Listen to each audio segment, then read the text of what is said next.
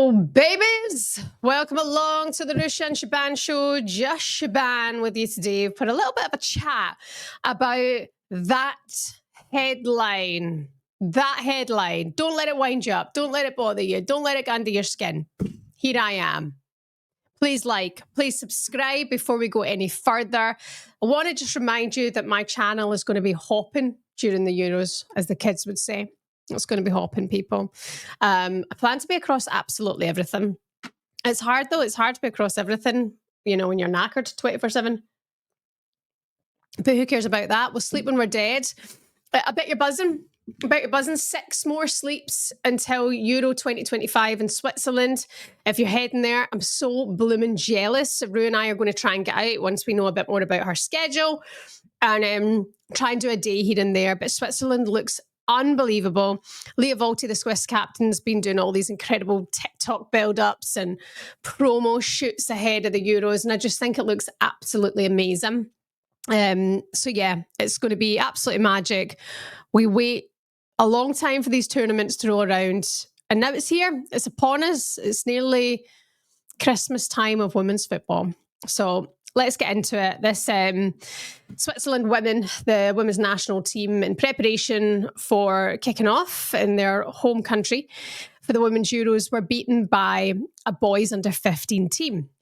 Now, it was a behind the closed doors friendly, and it's believed that the score in the game in itself should have been kept a secret. Now, one thing is sometimes not spoken about a lot is how often teams here, even in the WSL, how often teams will meet with boys teams for preparation ahead of tournaments, ahead of season returning, to get themselves tested against the best. Now, when I saw the headline, I went, oh, you've got to be joking, because it's just a reason to beat women's football. Again, under 15 boys, these lads will be big lads. I don't even have to go and defend the fact that boys are going to be big boys. We shouldn't even have to go into this. The result's poor. It's 7-1. It's not great, but they're not going to be playing the boys during the tournament. They're not going to be playing under 15 boys at all during the Women's Euros. So you've got to move on past it.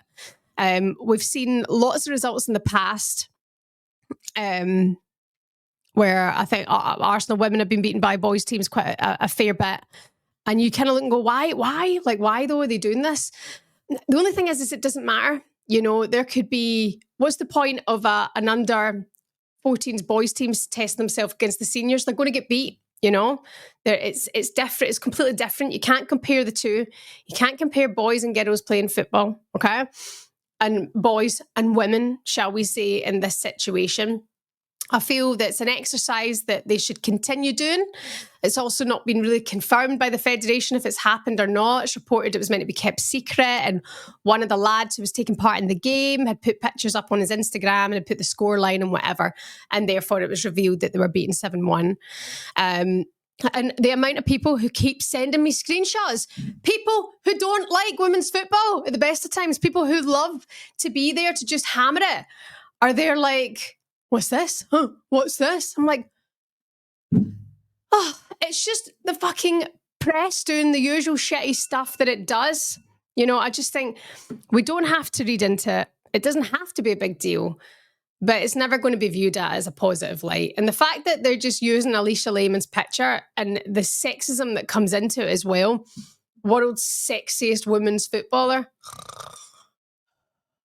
So you criticise the game, but then you're also allowed to call her sexy. Now, if going into this tournament, these same press outlets were doing stories building up to the Women's Euros, then I really wouldn't have much of an issue with them reporting this story.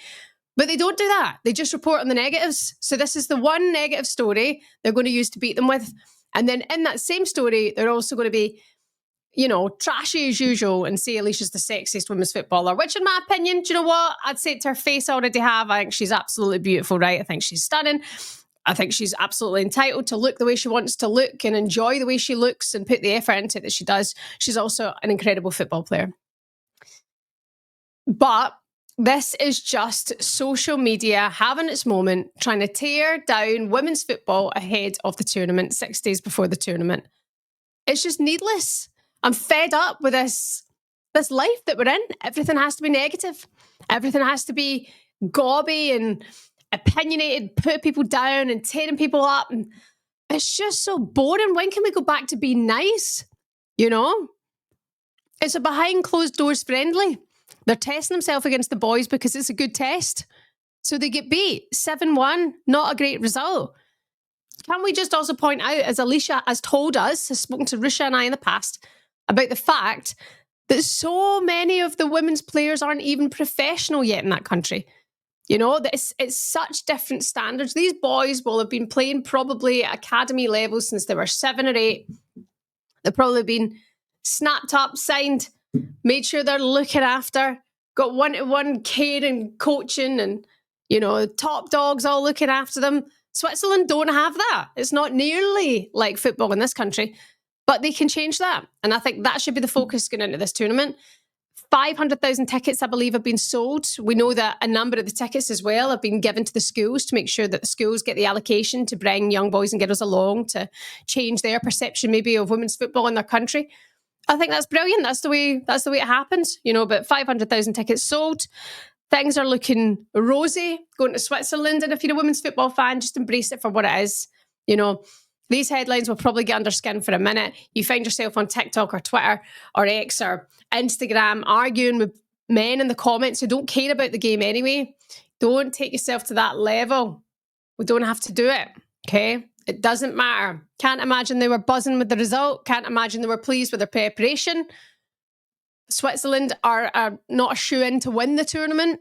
You know, they're still not a team that should be torn down for getting beaten by the boys.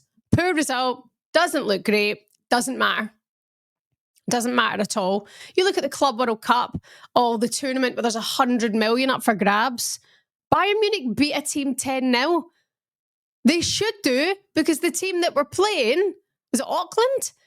Are a team of not even professional players. There's a huge gap. The gap is huge. The gap is huge between men and women's football, between boys and women's football. We know it's huge. It's even worse in Switzerland.